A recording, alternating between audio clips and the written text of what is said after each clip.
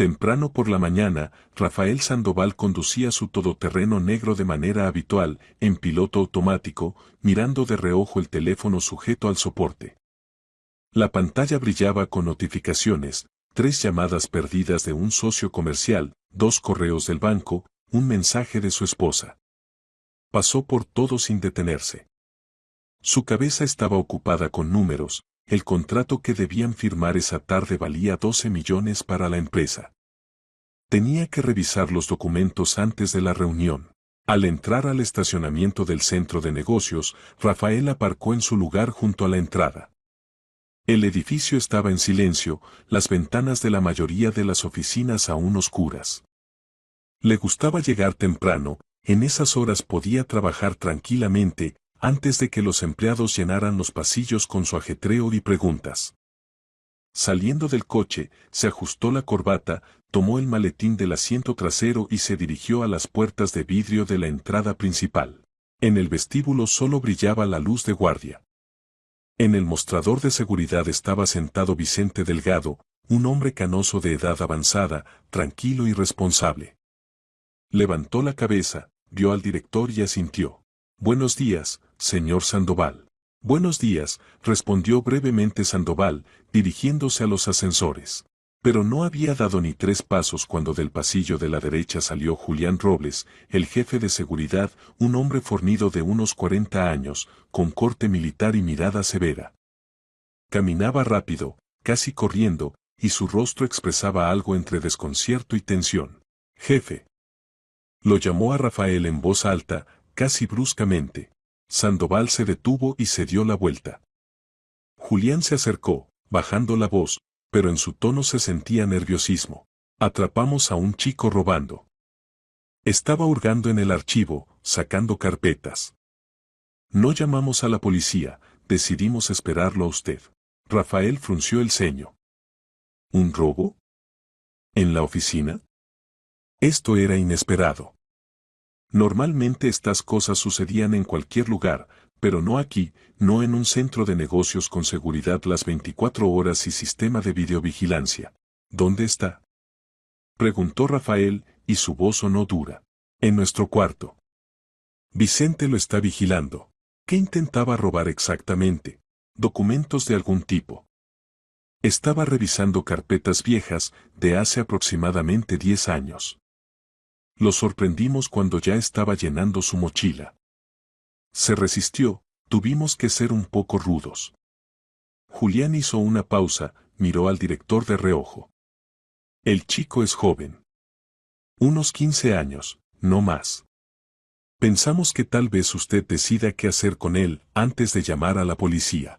Rafael guardó silencio un segundo, sopesando la situación. Un ladrón joven, documentos de archivo. Esto era muy extraño. Normalmente los adolescentes roban electrónica, dinero, algo que se pueda vender rápido. ¿Para qué querría papeles viejos? «Llévame», dijo brevemente. Julián asintió y se dirigió de vuelta al pasillo. Rafael lo siguió, sintiendo cómo la irritación se mezclaba con la curiosidad. Pasaron por las oficinas oscuras, giraron a la izquierda hacia la zona de servicio. La sala de seguridad estaba al fondo del pasillo, una habitación pequeña con monitores de videovigilancia, una mesa, un par de sillas y un armario metálico para el equipo.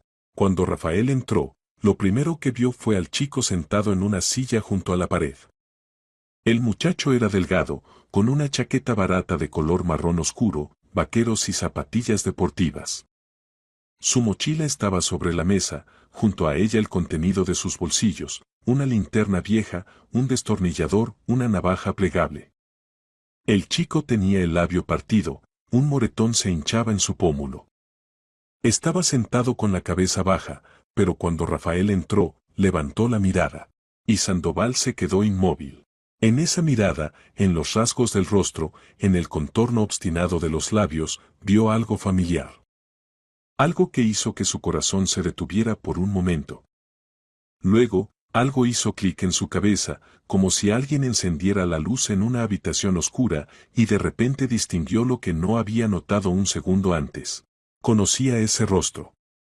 No al chico mismo, sino a alguien que se le parecía mucho. ¿Cómo te llamas?, preguntó Rafael, y su voz sonó más baja de lo que había planeado. El chico lo miró desafiante, pero permaneció en silencio. Te lo pregunto por última vez, añadió Sandoval con más dureza. David, finalmente respondió el muchacho. Su voz era grave para un chico de 15 años, un poco ronca. David Carmona. Carmona. Rafael sintió como algo dentro de él se contraía. Ese apellido. No lo había escuchado en muchos años, pero no podía olvidarlo. Sergio Carmona. El excontador jefe de la empresa. El hombre que hace 10 años fue a prisión por un gran desfalco y falsificación de documentos. El hombre al que Rafael mismo había incriminado para salvarse a sí mismo y a la empresa. Miraba al chico, y por su cabeza pasaban fragmentos de recuerdos, la oficina del investigador, el rostro de Sergio, pálido y demacrado, el abogado, los papeles, los sellos. «Entiendes que no hay otra manera, Sergio», decía entonces Rafael. «Alguien tiene que asumir la culpa. Yo no puedo. Tengo familia, un negocio. ¿Y tú? Tú tendrás un abogado, llegaremos a un acuerdo, te darán una sentencia pequeña». Pero la sentencia no fue pequeña. 10 años. Y Sergio fue a la prisión, mientras Rafael quedó libre, lavó los documentos, transfirió el dinero, cerró los huecos en la contabilidad. La empresa sobrevivió. Y Carmona cumplió condena.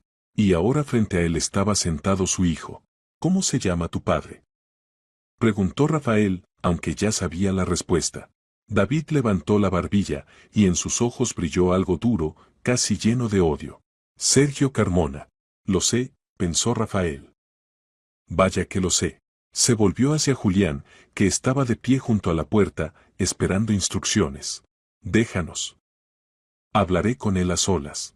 Jefe, tal vez sea mejor que me quede. El chico es ágil, quién sabe». Comenzó Julián, pero Rafael lo interrumpió con una mirada dura.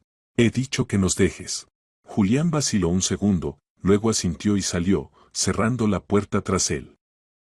Vicente lo siguió. Rafael se quedó a solas con el muchacho. Se acercó a la mesa, tomó la mochila, comenzó a revisar su interior. Dentro había unos cuadernos, un bolígrafo, un estuche, una botella de agua.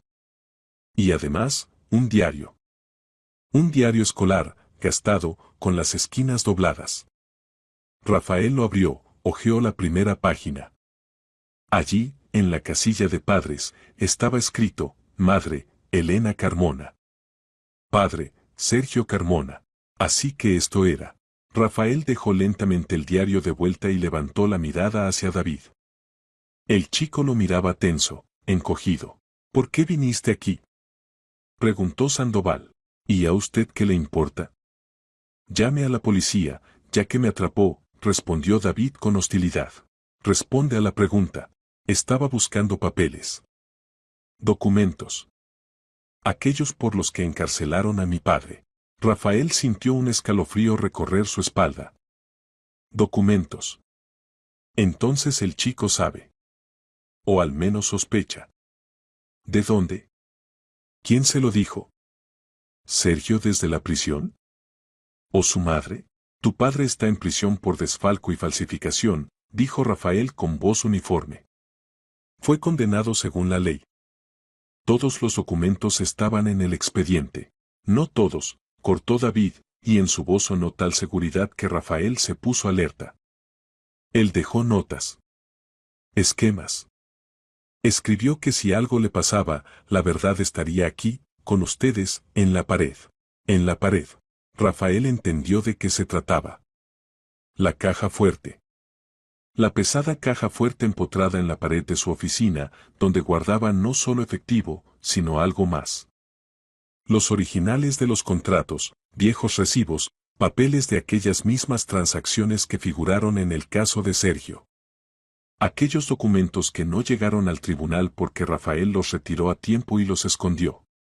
Si salieran a la luz, todo se derrumbaría. Su reputación, el negocio, todo lo que había construido estos 10 años. Pero ahora frente a él estaba sentado un chico de 15 años que había venido por esos papeles.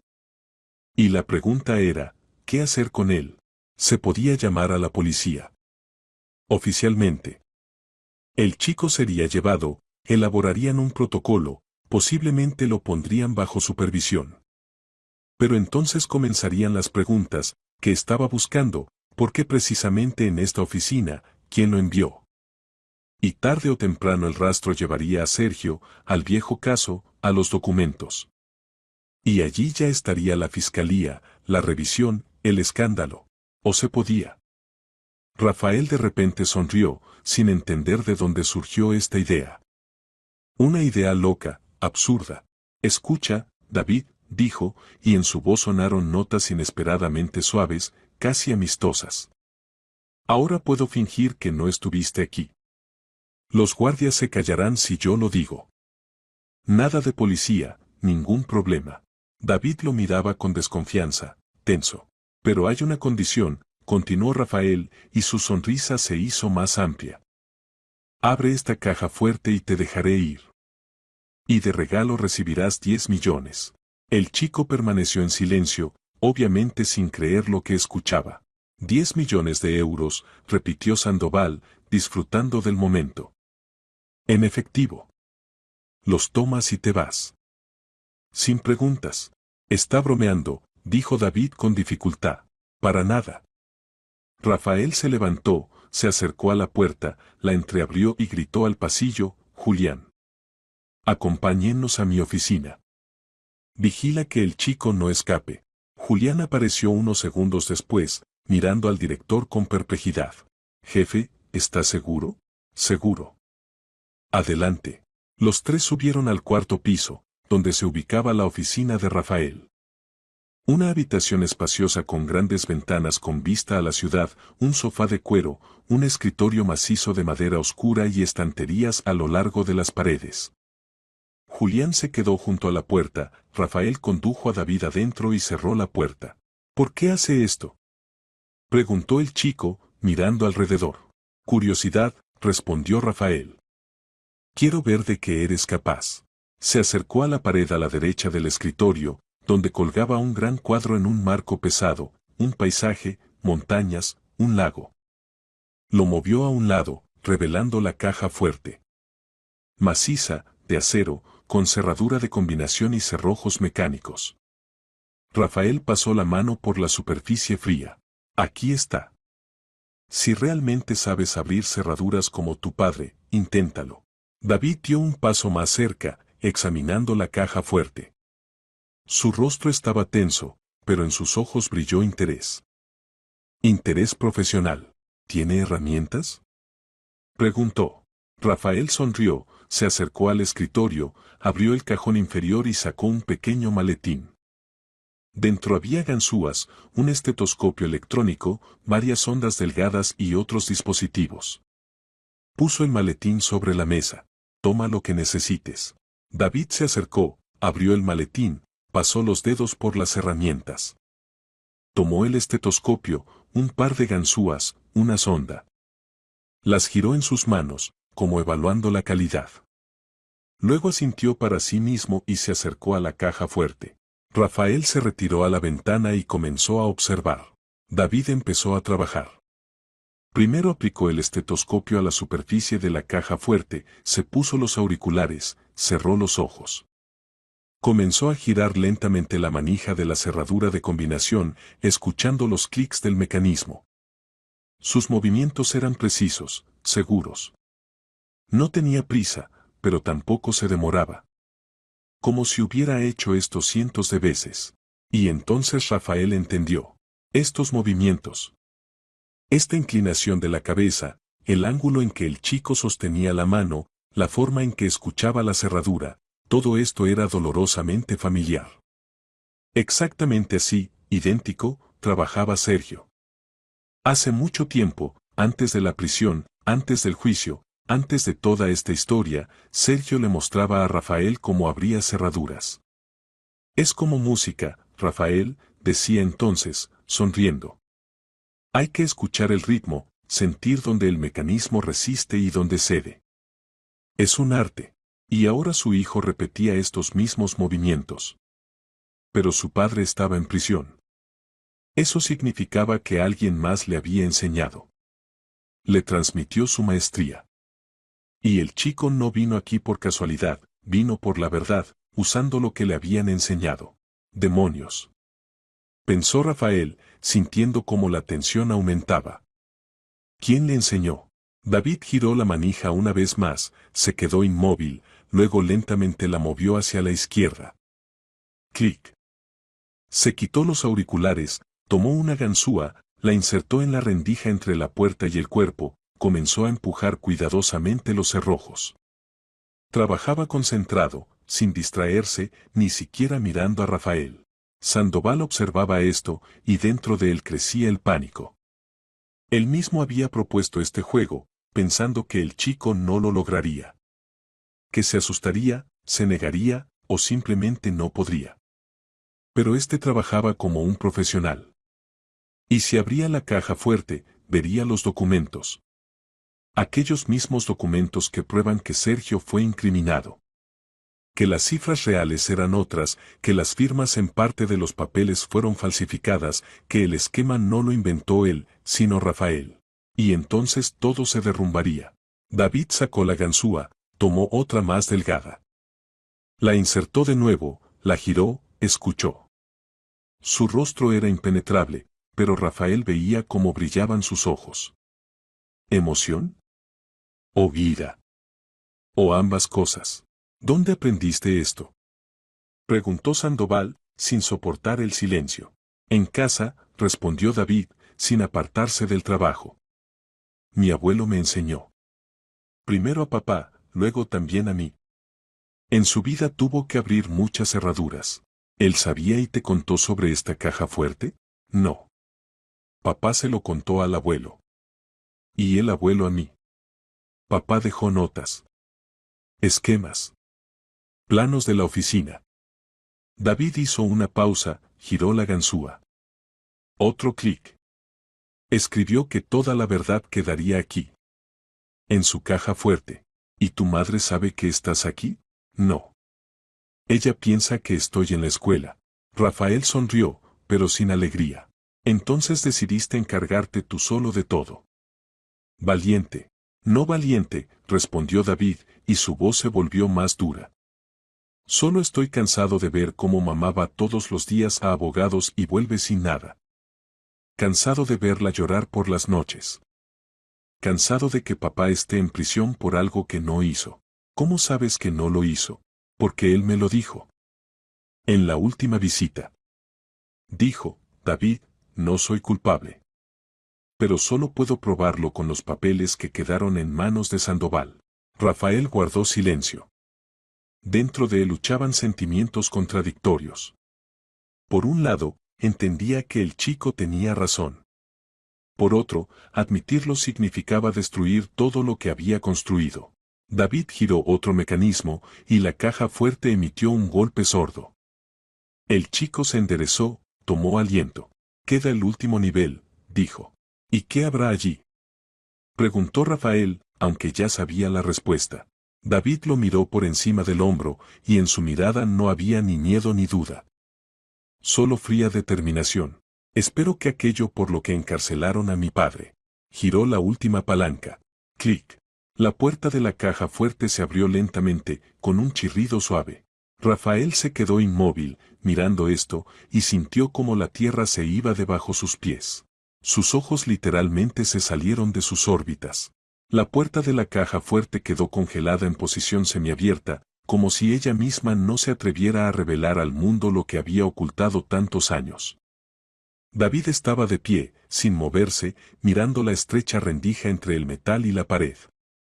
Rafael miraba al chico, a su espalda tensa, a las manos que aún sostenían la ganzúa, y entendía que ahora sucedería lo que había temido todos estos años. Ábrela hasta el final, dijo, y su voz sonó apagada. David lentamente tiró de la manija. La puerta se abrió con un suave chirrido metálico, revelando el espacio interior de la caja fuerte. Allí, en los estantes, yacían pulcros fajos de billetes atados con gomas, varios sobresellados, una memoria USB y 3 gruesas carpetas con documentos. Era precisamente en las carpetas en las que David se quedó mirando. Rafael dio un paso adelante, pero no detuvo al chico.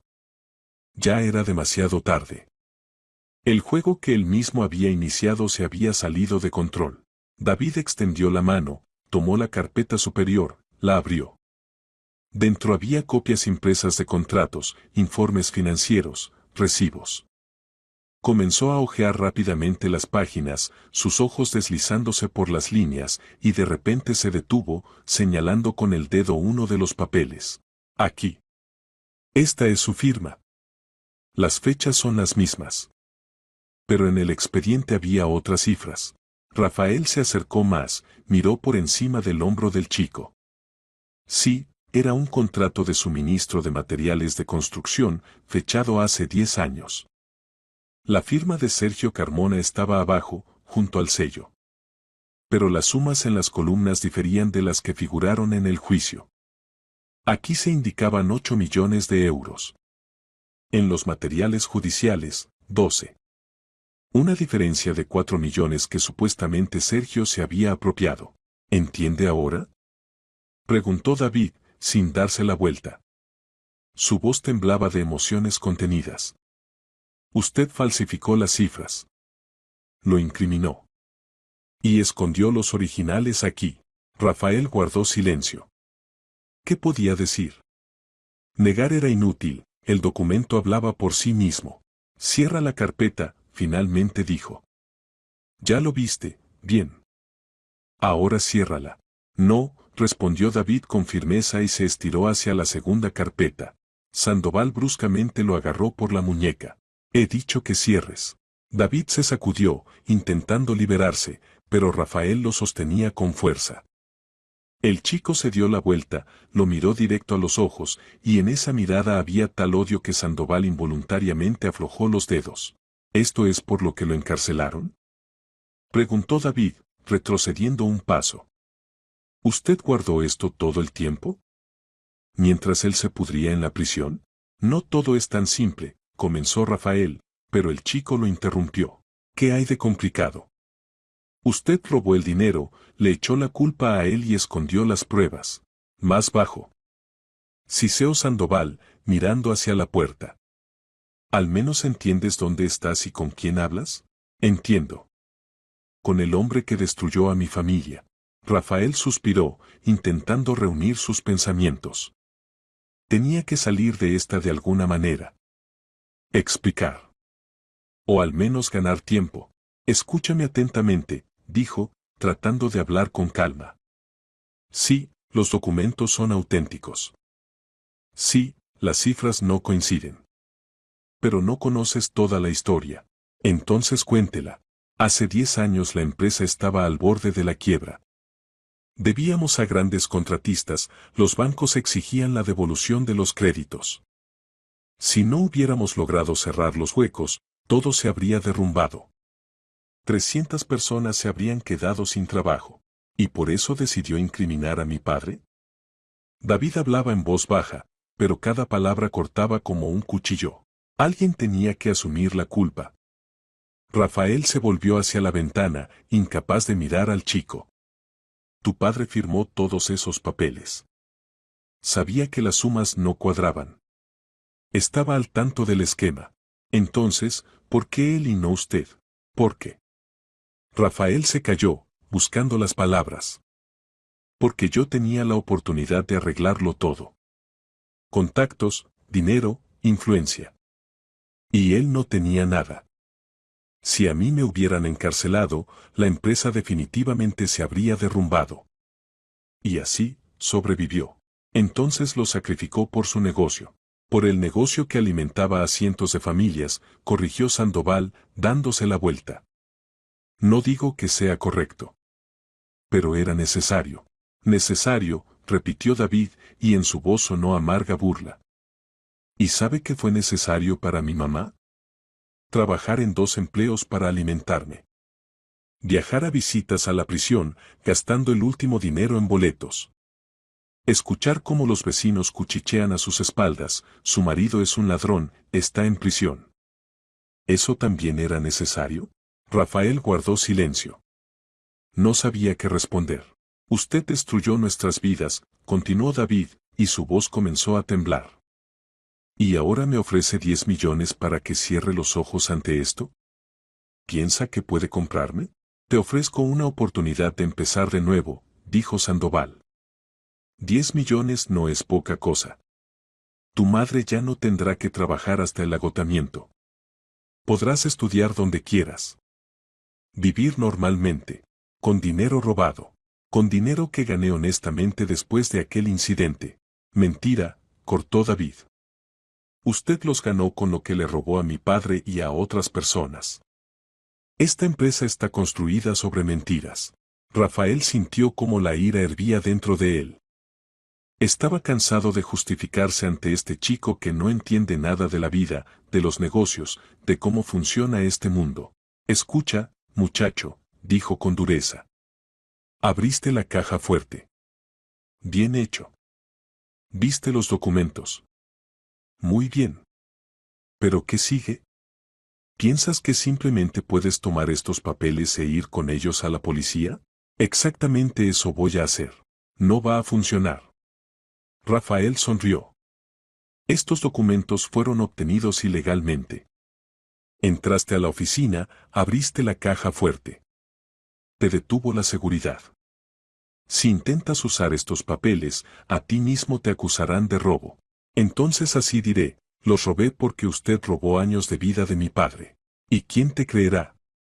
¿A un chico de 15 años con el labio partido y un registro por robo? No tengo antecedentes. Todavía no. Pero basta con que llame abajo a seguridad, y pronto los tendrás.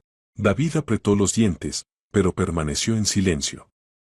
Rafael entendió que estaba presionando correctamente. Tenía que continuar. ¿Pensaste que todo era simple? Continuó. Viniste, abriste la caja fuerte, tomaste los papeles, y todos los enemigos derrotados. No es así.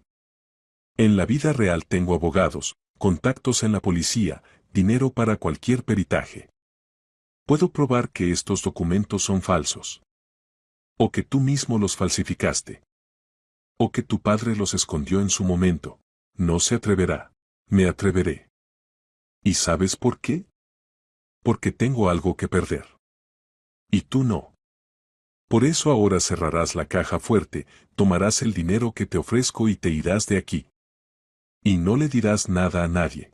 David lo miraba con desprecio, y Rafael veía cómo en los ojos del chico luchaban las emociones. Miedo, ira, odio, desesperación, terquedad. Finalmente David lentamente negó con la cabeza. No. No tomaré su dinero. Y no me iré así como así. Rafael sintió cómo se le acababa la paciencia.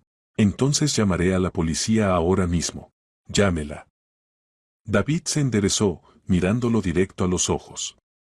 De todos modos contaré lo que vi aquí. Y aunque no me crean. Pero al menos lo intentaré.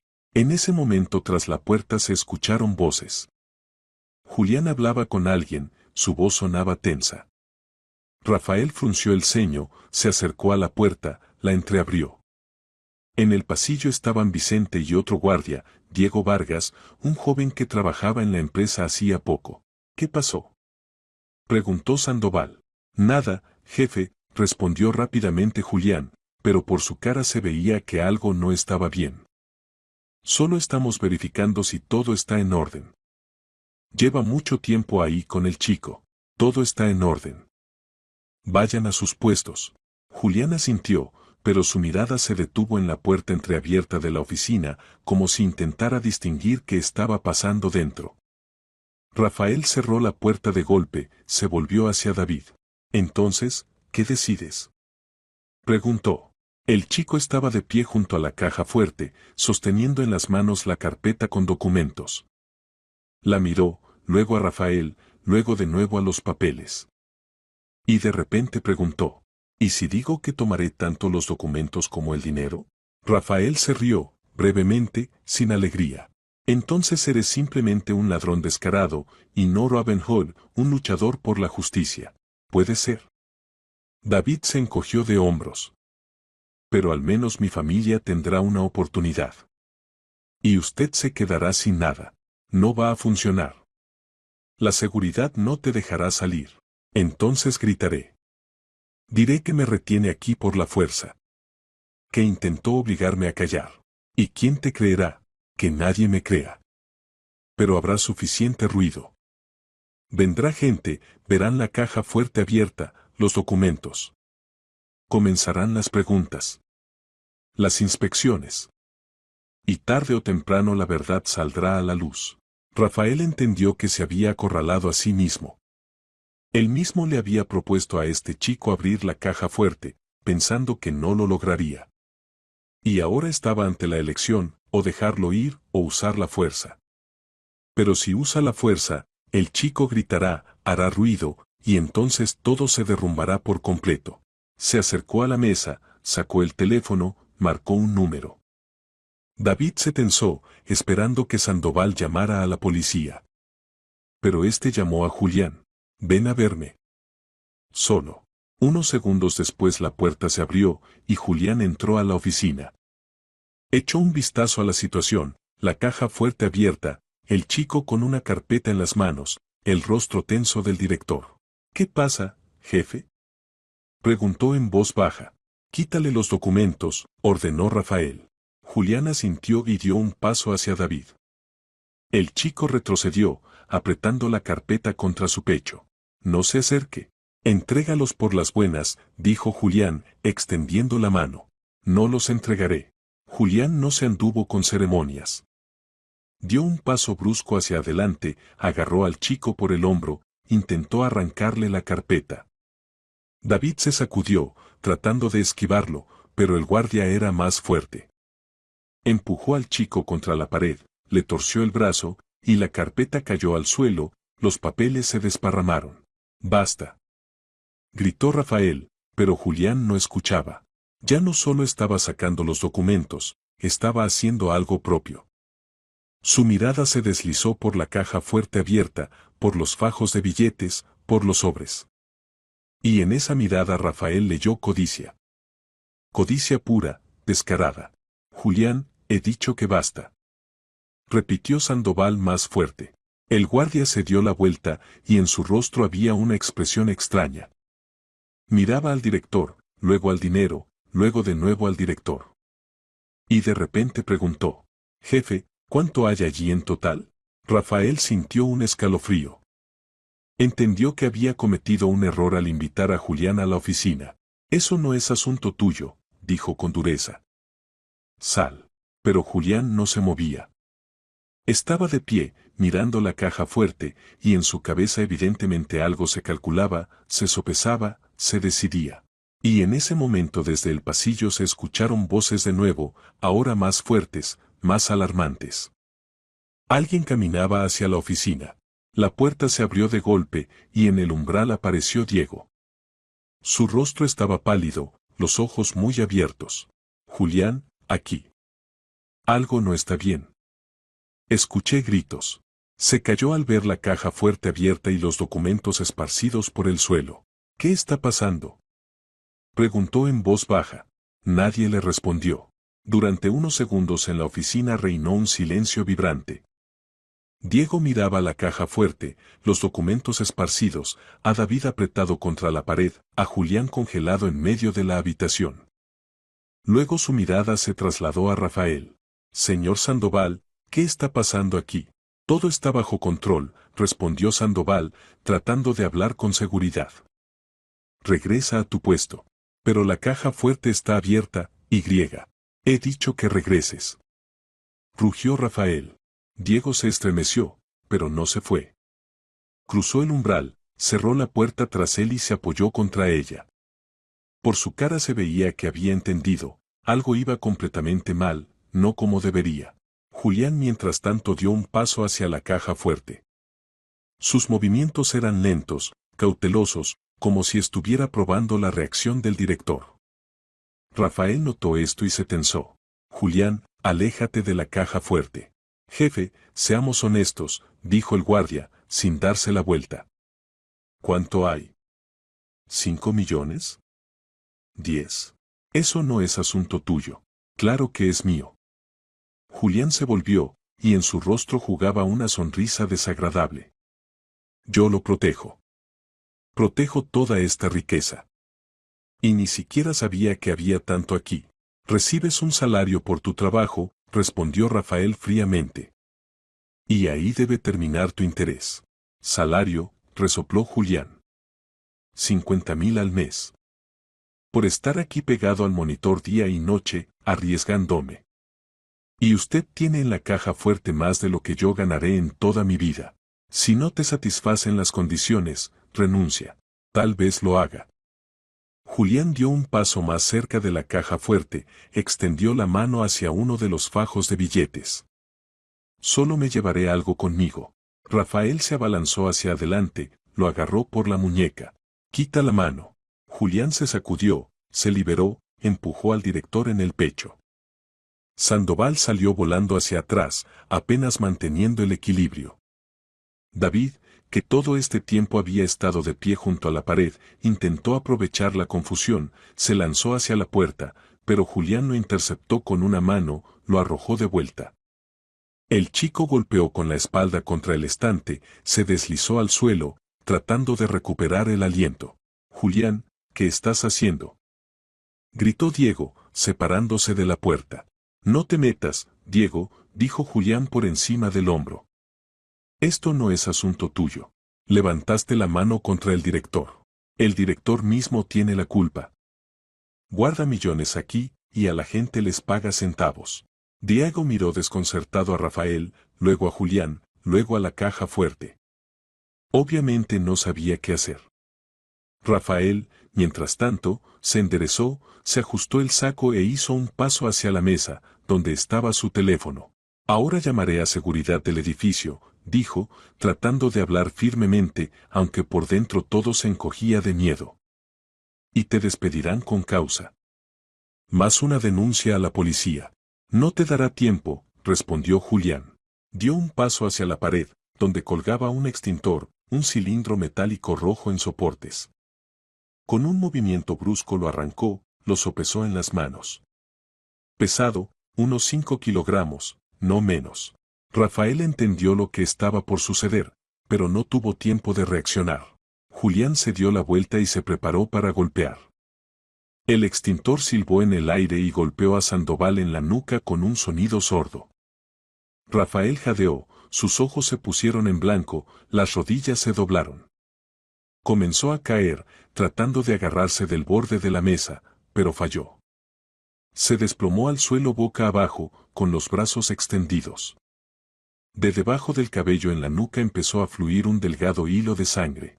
No. Exhaló David, apretándose contra la pared. Diego se quedó inmóvil en su lugar, mirando lo que sucedía con los ojos muy abiertos. Luego bruscamente dio un paso hacia Julián. ¿Qué hiciste? Lo mataste. No lo maté, gruñó Julián, tirando el extintor al suelo. Solo lo dejé inconsciente. Está respirando. Se inclinó sobre Rafael, comprobó el pulso en el cuello, asintió para sí mismo. Está vivo. Tuvo suerte. ¿Suerte? Diego agarró a Julián por el hombro, lo giró hacia él. Atacaste al director. Esto es un delito penal. ¿Irás a prisión? No iré, si tú te callas, respondió Julián fríamente, mirándolo a los ojos. Diremos que el chico lo golpeó. Aquí está, sentado, y el director todo ensangrentado. ¿Quién le creerá al muchacho si empieza a negarlo? No me quedaré callado. Te quedarás. Julián dio un paso más cerca, cernéndose sobre él. Porque si no lo haces, te convertirás en cómplice. Tú estuviste aquí, viste todo. Y no hiciste nada para detenerlo. Yo. Yo no sabía que tú. Ahora lo sabes. Y te quedarás callado. O irás a prisión junto conmigo. Diego retrocedió un paso, luego otro. Sus manos temblaban. Miraba a Julián, a Rafael inconsciente en el suelo, a David encogido junto al estante y entendía que había caído en una trampa. Julián, satisfecho del efecto producido, se dio la vuelta hacia la caja fuerte. Sacó del espacio interior una bolsa deportiva que estaba allí, sacudió algunos papeles y comenzó rápida y metódicamente a meter fajos de billetes. Trabajaba concentrado, ávidamente, comprobando cada estante de la caja fuerte. Así está mejor, murmuraba para sí mismo. 10 años trabajé duro, protegí, me arriesgué. Y él aquí tenía millones en la caja fuerte y ni siquiera pagaba bonificaciones como corresponde. David, que todavía estaba sentado junto al estante, lo observaba, tratando de recuperarse. La cabeza le daba vueltas, le dolía el costado por el golpe contra el estante, pero la conciencia gradualmente se aclaraba. Miró los documentos esparcidos por el suelo junto a él, aquellos mismos papeles de la caja fuerte, por los que todo había comenzado. Cuidadosamente se estiró hacia ellos, tomó varias hojas, las dobló, las metió dentro de la chaqueta bajo el pecho. Julián no se dio cuenta, estaba ocupado con el dinero. Diego mientras tanto sacó el teléfono, comenzó a marcar un número con manos temblorosas. Julián escuchó el sonido, se giró bruscamente. ¿A quién llamas? A la policía, respondió Diego, tratando de hablar firmemente. Cuelga el teléfono. No lo haré. Golpeaste al director. Esto es un ataque. Te digo por última vez que cuelgues. No. Julián soltó la bolsa en el suelo, se lanzó hacia Diego. Este intentó esquivarlo, apretó el teléfono contra su pecho, pero Julián era más rápido y fuerte. Le arrebató el teléfono, lo arrojó contra el suelo. La pantalla se hizo añicos. Eres un idiota. Siseó Julián, empujando a Diego contra la pared. ¿Querías arruinarlo todo? Suéltame. Ahora te suelto. Solo primero prométeme que te quedarás quieto. No lo prometo. Julián se preparó para golpear, pero no tuvo tiempo. Diego bruscamente se sacudió hacia un lado, se liberó, se lanzó hacia la puerta. La abrió de golpe y salió corriendo al pasillo. Julián se lanzó tras él, pero en el umbral se detuvo, miró hacia atrás a la caja fuerte. Si corre tras Diego, David puede agarrar el dinero o los documentos y también escapar. Si se queda aquí, Diego dará la alarma. Tomó la decisión en un segundo. Volvió a la oficina, cerró la puerta de golpe, la cerró con llave por dentro. Luego se acercó a David, lo agarró por el cuello, lo levantó. Escucha, mocoso. Ahora todo es simple. David intentó liberarse, pero Julián lo sostenía con fuerza. El dinero es mío, continuó el guardia, señalando con el dedo a la bolsa. Los documentos, no los vimos ni tú ni yo. Y tú cuentas que fuiste tú quien golpeó al director cuando te atrapó robando. Yo casualmente no te revisé bien. ¿Entendido? Váyase al diablo, escupió David. Eres menor de edad, no te pasará nada. Sentencia condicional, como máximo. Y yo te daré dinero. Unos 100,000. Para gastos personales. No necesito su dinero. Entonces solo recibirás la sentencia. Julián lo sacudió como a un cachorro. ¿Piensas que alguien creerá que fui yo quien golpeó al director? Tengo reputación, experiencia, referencias.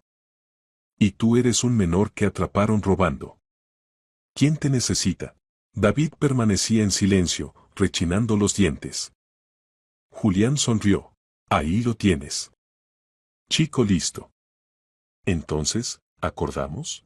Si digo que fue usted quien lo golpeó, irá a prisión, dijo David entre dientes. Él sobrevivirá.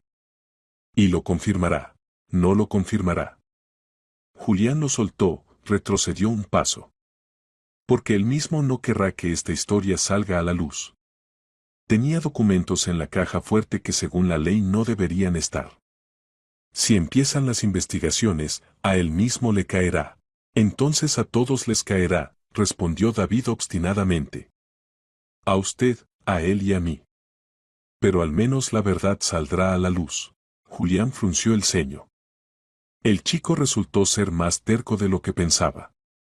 Tenía que presionar de otra manera.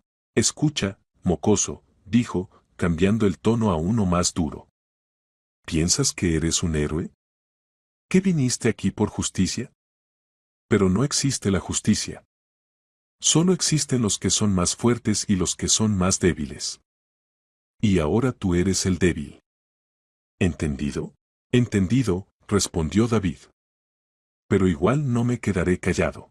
Entonces te encontraré, dijo Julián en voz baja, casi cariñosamente, inclinándose hacia su cara. Después de que salga de aquí con el dinero. Te encontraré a ti, a tu madre, y haré que se arrepientan de haber nacido. David palideció, pero no retrocedió. ¿Me está asustando? Te estoy advirtiendo. En ese momento desde afuera se escucharon pasos rápidos. Alguien corría por el pasillo. Luego, un golpe en la puerta. Julián, abre. Era la voz de Diego. Julián se volvió hacia la puerta, luego miró a David. Se acabó el tiempo. Decide rápido, conmigo o contra mí. Contra, respondió firmemente el chico. Pues eres un tonto. Julián se acercó a la puerta, escuchó. Desde afuera se oían voces, ahora ya no solo Diego, sino varias personas. Luego sonó un grito fuerte. Julián Robles, abra la puerta. Policía. El guardia se quedó inmóvil. ¿Policía? ¿Tan rápido? Significa que Diego no solo huyó, logró presionar el botón de alarma de antemano o llamar a un patrullero. Maldición. Abra la puerta, o la derribaremos. Sonó de nuevo. Julián miró hacia atrás a la bolsa con dinero, a la caja fuerte abierta, a Rafael inconsciente en el suelo, a David. Entendió que estaba atrapado. Si ahora abre la puerta, lo llevarán de inmediato. Si no abre, derribarán la puerta y lo llevarán de todos modos. Pero en la bolsa hay millones. Millones por los que vale la pena arriesgarse. Agarró la bolsa, se lanzó hacia la ventana. La oficina estaba en el cuarto piso, pero cerca pasaba una escalera de incendios. Tal vez, si logra. Julián, no hagas tonterías. Gritó Diego desde detrás de la puerta. Pero Julián ya había abierto la ventana de golpe, arrojó la bolsa por el alféizar, intentó colarse tras ella. En ese momento la puerta se abrió con estrépito, la derribaron. Irrumpieron 3 personas uniformadas, tras ellos Diego y Vicente. ¡Alto! Manos detrás de la cabeza. Rugió uno de los policías. Julián se quedó inmóvil en el alféizar, una pierna adentro, la otra afuera. Luego lentamente se dio la vuelta, los miró, y en su rostro se reflejó la comprensión de que todo había terminado. ¿Ibas lejos? Baja de ahí, águila. Rápido. Lentamente devolvió la pierna, saltó del alféizar, levantó las manos. La bolsa quedó afuera en la escalera de incendios. Los policías se acercaron, le retorcieron las manos a la espalda, le pusieron esposas. Uno de ellos se inclinó sobre Rafael, comprobó el pulso. Está vivo. Llamen a una ambulancia.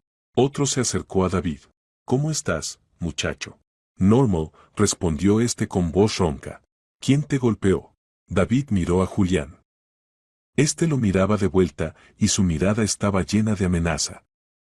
Pero el chico no apartó los ojos. Él, dijo David, señalando al guardia. Julián Robles. Él también golpeó al director. Miente. Rugió Julián. Fue el chico quien lo golpeó. Yo intentaba detenerlo. No es verdad, intervino Diego, saliendo al frente. Vi cómo él golpeó al director. Presioné el botón de alarma porque entendí, ahora habrá un cadáver. El policía miró a Diego, luego a Julián, luego a la caja fuerte abierta. Claro. Ahora lo aclararemos. La oficina de Rafael Sandoval en cuestión de minutos se convirtió en escena del crimen. Los policías acordonaron la habitación, los criminalistas comenzaron a fotografiar la situación, la caja fuerte abierta, los documentos esparcidos por el suelo, el extintor con manchas de sangre, la bolsa con dinero que bajaron de la escalera de incendios. A Rafael se lo llevaron en ambulancia, no recuperó la conciencia. Conmoción cerebral, herida abierta en la nuca, pero sin fracturas ni hemorragias internas. A Julián se lo llevaron primero, esposado, bajo escolta de 2 agentes. Caminaba en silencio, con la cabeza baja, pero cuando pasó junto a David, le lanzó una mirada rápida, llena de odio. El chico sostuvo esa mirada, no se dio la vuelta. A David lo llevaron a una oficina contigua, lo sentaron en una silla. Tras él entró el investigador, un hombre enérgico de unos 50 años. Se presentó. Antonio Navarro. ¿Tú eres David Carmona? Sí. ¿Tienes 15 años? Sí. Entonces eres menor de edad. El interrogatorio solo podemos realizarlo en presencia del representante legal. Navarro sacó el teléfono. ¿Cómo contactar a tus padres? David le dictó el número de su madre. El investigador marcó, se alejó hacia la ventana, habló en voz baja. El chico no escuchaba la conversación, pero veía cómo Navarro asentía varias veces, explicaba algo, luego escuchaba la respuesta. Finalmente colgó, regresó. Tu madre viene. Estará en 40 minutos. Hasta ese momento, silencio. Puedes sentarte aquí, hay agua en el dispensador si quieres. David asintió. Navarro salió, dejando la puerta entreabierta. A través de la rendija el chico veía cómo en el pasillo iban y venían los policías, cómo sacaban pruebas en bolsas transparentes, cómo Diego y Vicente daban sus declaraciones. Todo sucedía rápido, con precisión, según un esquema ensayado.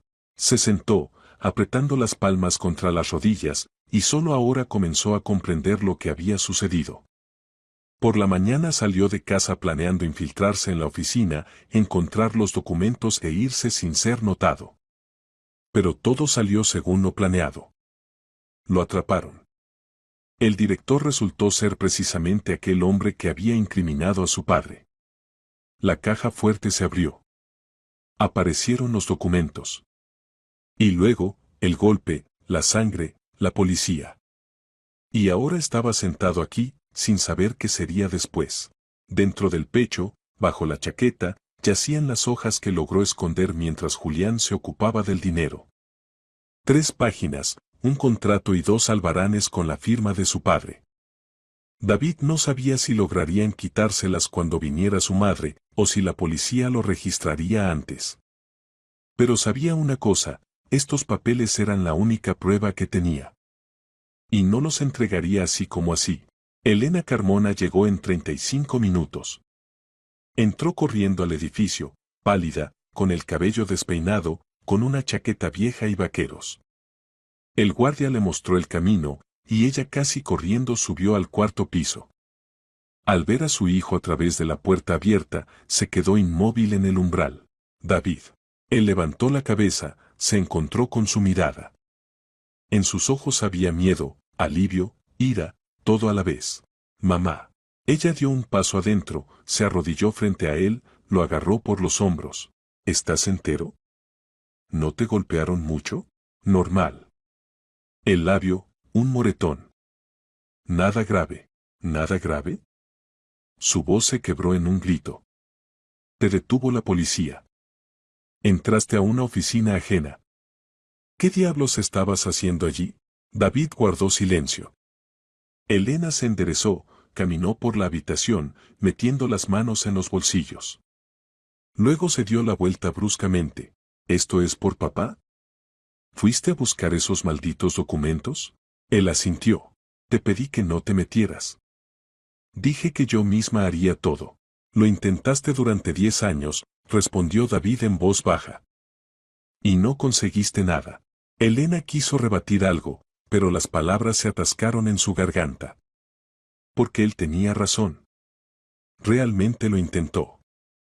Fue a abogados, escribió quejas, se dirigió a la fiscalía. Pero cada vez recibió una negativa. El caso estaba cerrado, la sentencia había entrado en vigor, no había fundamentos para la revisión. Y con cada negativa la esperanza se desvanecía, hasta convertirse en una brasa humeante que intentaba avivar, pero no podía. Llamaron a la puerta. Entró Navarro, tras él una mujer joven con traje estricto, con una carpeta en las manos. ¿Elena Carmona? Sí. Soy el investigador Navarro. Esta es la psicóloga Ana Beatriz. Necesitamos realizar el interrogatorio de su hijo. Usted tiene derecho a estar presente. Por supuesto, cortó Elena. Se sentaron a la mesa. Navarro encendió la grabadora, pronunció la fecha, la hora, los apellidos de los presentes. Luego miró a David. Cuenta en orden. ¿Cómo llegaste a este edificio y qué hacías allí? David comenzó a relatar. Lentamente, tratando de no omitir detalles. Sobre el cuaderno de su padre que encontró en casa del abuelo hace varios meses. Sobre los esquemas de la oficina y la mención de la caja fuerte. Sobre cómo decidió venir aquí esta mañana, sabiendo que a esa hora la seguridad era mínima. Sobre cómo lo atraparon, lo llevaron a los guardias, y luego al director. ¿Y qué dijo el director? Preguntó Navarro. Reconoció mi apellido.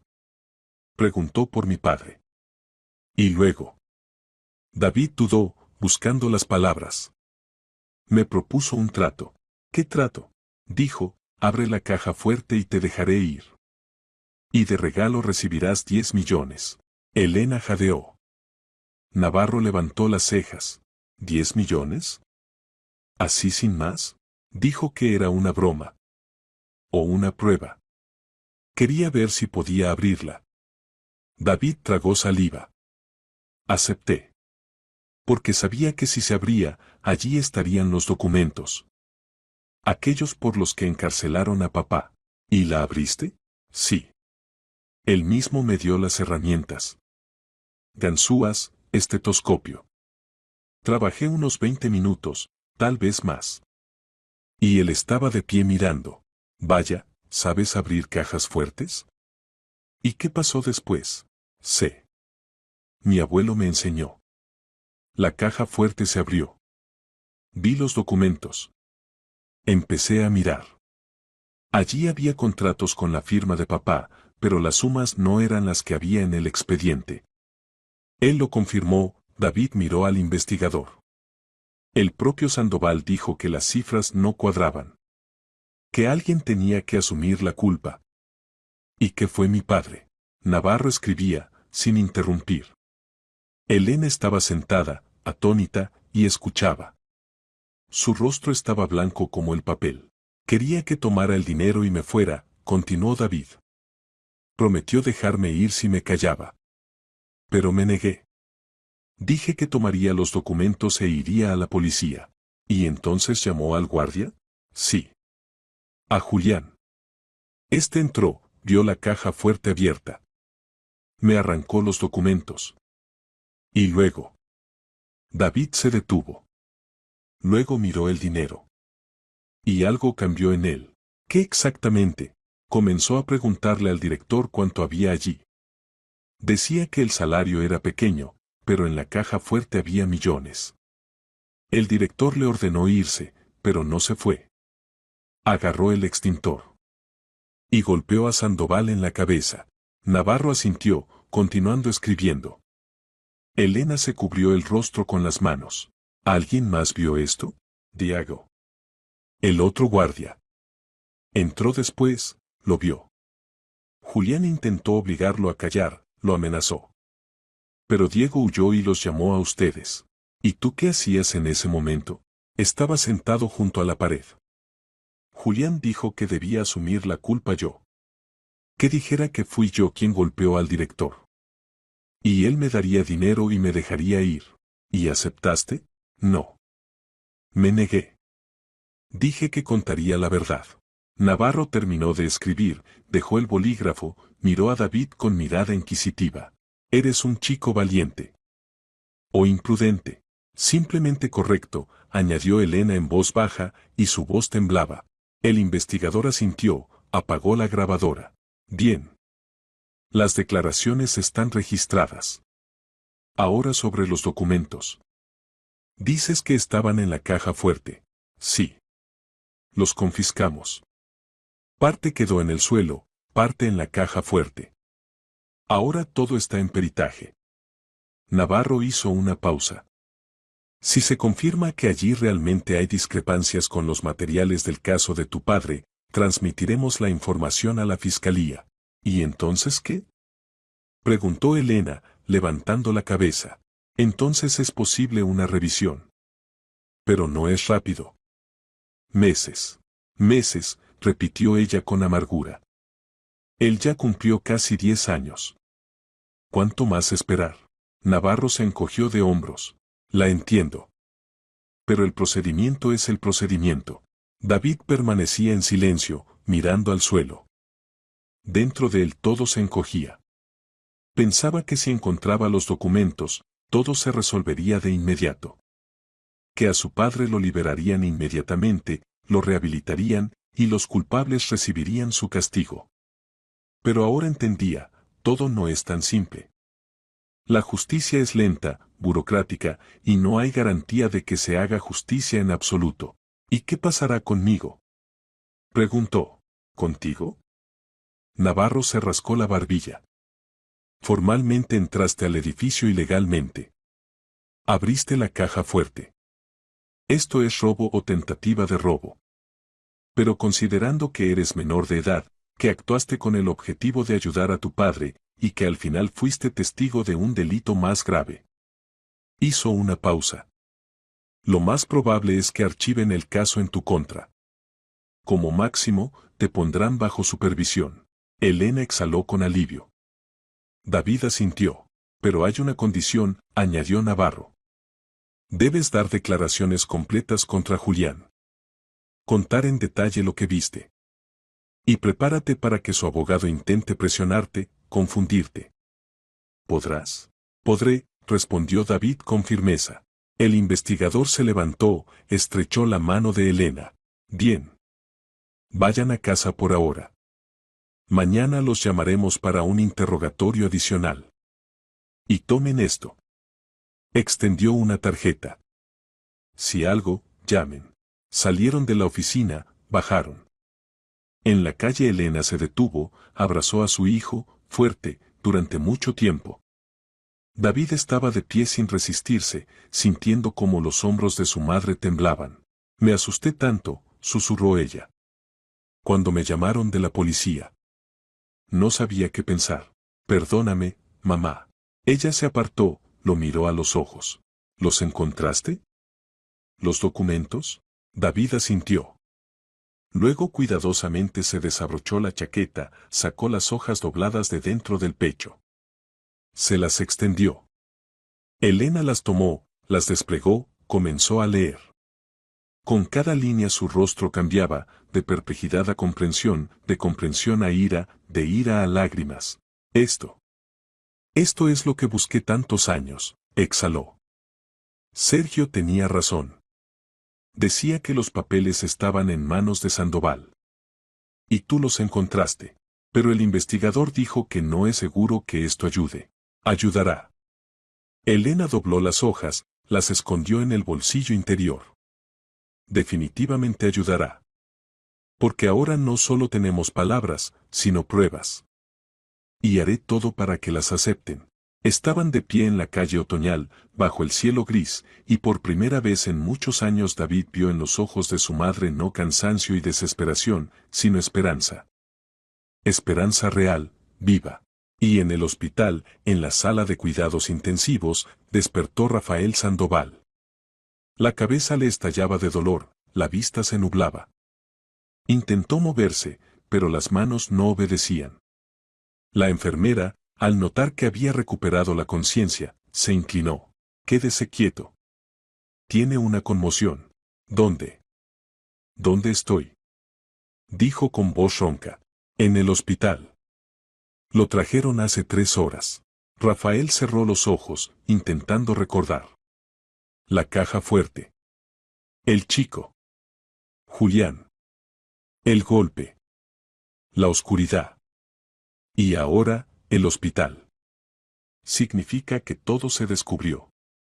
Significa que la policía ya está al tanto. Significa que es el final. Giró la cabeza hacia la ventana y vio su reflejo en el cristal, pálido, demacrado, con un vendaje en la nuca. El reflejo de un hombre que había perdido. Perdido ante un chico de 15 años que resultó ser más terco, más valiente y más honesto que él mismo. ¿Quiere llamar a alguien? Preguntó la enfermera. A un abogado, dijo Rafael con dificultad. Ella asintió y salió. Sandoval se quedó solo, mirando al techo, y por primera vez en muchos años sintió no miedo, no ira, sino algo diferente. Cansancio. Cansancio infinito, que todo lo consume, de la mentira, de los juegos, de la necesidad de fingir constantemente. Tal vez esto sea el pago. No la prisión, no el juicio, no las multas. Sino simplemente el cansancio de sí mismo. Pasaron 3 meses. Rafael Sandoval salió del hospital una semana después del incidente. La herida en la cabeza sanó, pero los dolores de cabeza lo perseguían cada día. Sin embargo, el dolor físico no era nada comparado con lo que comenzó después. La policía confiscó completamente el contenido de la caja fuerte. Los documentos de la oficina y aquellas hojas que David trajo las enviaron a peritaje. La conclusión llegó un mes después: las firmas son auténticas, pero las cifras en los contratos no coinciden con las que figuraron en el caso de Sergio Carmona de hace 10 años. La diferencia era de más de 4 millones de euros. Los peritos establecieron que los documentos originales fueron alterados ya después de la firma. Alguien corrigió manualmente las sumas, añadiendo cifras para crear la apariencia de un gran desfalco. Asignaron una investigación por circunstancias nuevamente descubiertas. El investigador Navarro personalmente interrogó a Rafael. Este estaba en el hospital cuando vinieron con el protocolo y la grabadora. Sandoval entendía, negar era inútil. Demasiadas pruebas, demasiados testigos. David, Diego, los documentos, el peritaje. Todo se componía en un cuadro, y ese cuadro estaba en su contra. Podría haber seguido mintiendo. Contratar abogados caros, alargar el proceso, presionar a los testigos. Pero ya no tenía fuerzas para eso.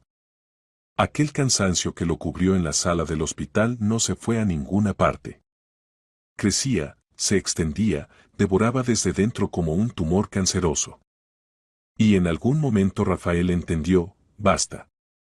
Basta de huir de la verdad. En el interrogatorio confesó. Contó cómo hace 10 años la empresa se encontró al borde del colapso, cómo él y Sergio Carmona juntos intentaban salvar el negocio, cómo tomaron créditos bajo garantías personales, cómo el dinero se iba al agujero negro de las deudas. Y luego llegó la inspección. Y quedó claro: si encuentran discrepancias, alguien debía ir a prisión. Rafael eligió a Sergio. Falsificó las sumas en los contratos, incriminó al antiguo amigo, y él mismo quedó limpio. La empresa sobrevivió. Sergio fue a prisión. ¿Por qué precisamente él?, preguntó Navarro. Porque yo era el director, respondió Rafael, mirando al suelo. Yo tenía contactos, dinero para abogados. Y él no tenía nada. Pensaba que le darían una sentencia condicional. Pero le dieron 10 años. ¿Y no intentó ayudarlo? Intenté. El primer año enviaba dinero a su esposa, ayudaba con abogados. Pero luego ella rechazó la ayuda. Dijo que no quería nada de mí. ¿Y para qué guardaba los documentos?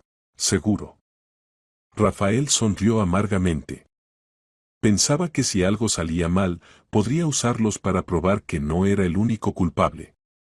Que Sergio también estaba al tanto del esquema. Pero no sirvieron. Hasta ahora estaban en la caja fuerte. Las declaraciones fueron registradas. A Sandoval le impusieron una medida cautelar en forma de compromiso de no abandonar la ciudad. Quedó en libertad, pero le prohibieron salir de la ciudad. A Julián Robles lo juzgaron más rápido. Agresión al empleador, causar daño grave a la salud, tentativa de robo. El abogado intentó probar que el guardia actuaba en estado de afecto, que lo provocaron, pero las grabaciones de video y las declaraciones de Diego lo refutaron todo. El tribunal condenó a Julián a 8 años de prisión de régimen estricto. Cuando leían la sentencia, él estaba sentado mirando al suelo y no pronunció una palabra. Para David estos 3 meses pasaron como en la niebla. Primero, los interrogatorios, uno tras otro. El investigador Navarro lo llamaba cada semana, aclaraba detalles, pedía recordar minucias. Luego, El juicio contra Julián, donde David actuó como testigo. El abogado del guardia hacía preguntas capciosas, pero el chico se mantuvo firme. Contaba solo lo que vio. No embellecía, no añadía nada extra. En la escuela los compañeros al principio no sabían cómo tratarlo. Algunos lo consideraban un héroe, otros un presumido, algunos simplemente lo evitaban. Pero a David le daba igual. Iba a clases, hacía las tareas, esperaba noticias de su madre. Y Elena en este tiempo luchaba. A través de conocidos llegó a una organización de derechos humanos que se ocupaba de la revisión de errores judiciales. De allí la dirigieron a la abogada Gloria Salinas, una jurista experimentada con 20 años de práctica. Ella estudió el caso, revisó los nuevos documentos, habló con Elena y dijo brevemente: lucharemos. Hay buenas posibilidades. El proceso de revisión del caso iba lento. Asignaban audiencias, las posponían, llamaban a peritos, interrogaban a testigos. Rafael Sandoval también compareció ante el tribunal, pálido, demacrado, con traje gris. Cuando le pidieron que confirmara las declaraciones, se levantó y dijo: sí, confirmo. Sergio Carmona no cometió el desfalco en las dimensiones que le imputaron.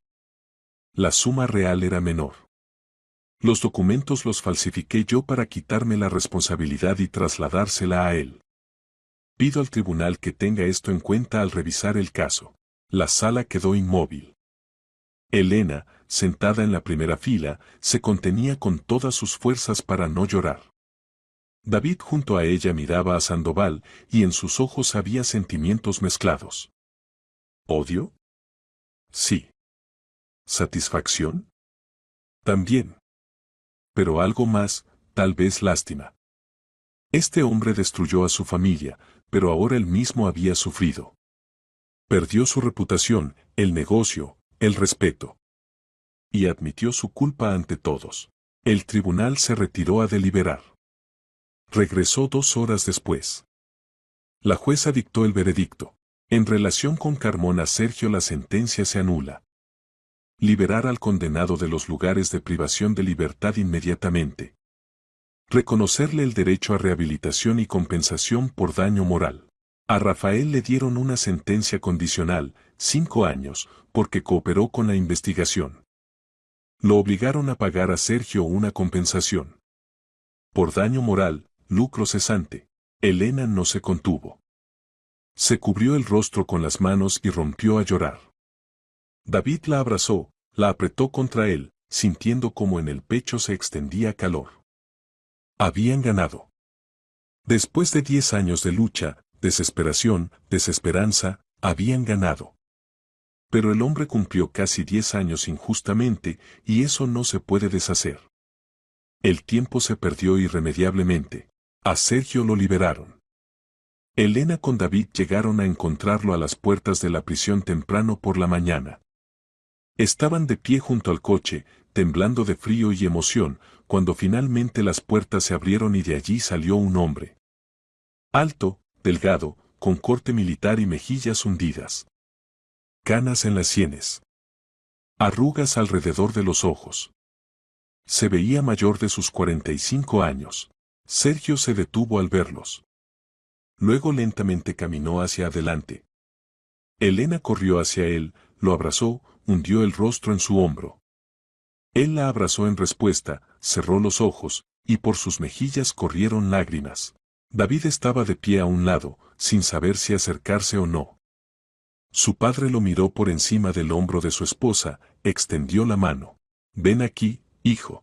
El chico dio un paso adelante, y Sergio lo abrazó con el brazo libre, lo apretó contra sí. Estaban de pie los tres, una familia, separada durante 10 años y ahora reunida. «Tú lo hiciste», dijo Sergio con voz ronca, mirando a su hijo. «Tú abriste esa caja fuerte. Sacaste los documentos. Me salvaste». «Todos los salvamos», respondió David. Juntos. Se subieron al coche, fueron a casa. Todo por lo que había luchado tantos años, finalmente se había cumplido. «¿Rafael te llamó?», preguntó Elena. «No. Y no quiero hablar con él». Sergio negó con la cabeza. Me traicionó. Me quitó 10 años de vida. Que ahora responda él. David guardaba silencio, mirando por la ventana. Le resultaba extraño escuchar sobre Sandoval. Por un lado, este hombre merecía el castigo.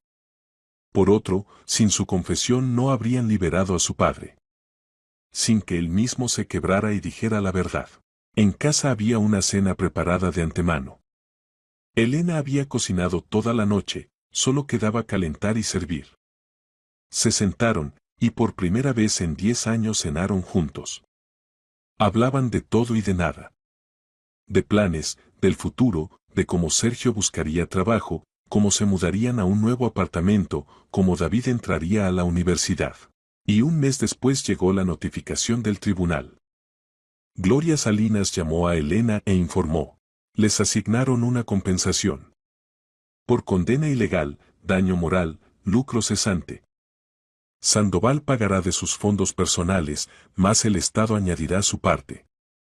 La suma total es más de 9 millones de euros. Elena casi deja caer el teléfono. ¿Cuánto? 9.800.000, para ser exactos. Sandoval vendió parte de su participación en la empresa y uno de los apartamentos para pagar la compensación. Elena guardaba silencio, sin creer lo que oía. 9 millones. Casi 10. Aquellos mismos 10 millones que Sandoval en broma le había ofrecido a David por el silencio. Y ahora los recibían oficialmente, no por el silencio, sino por la verdad. Cuando Elena contó esto a su esposo e hijo, permanecieron sentados en silencio durante mucho tiempo.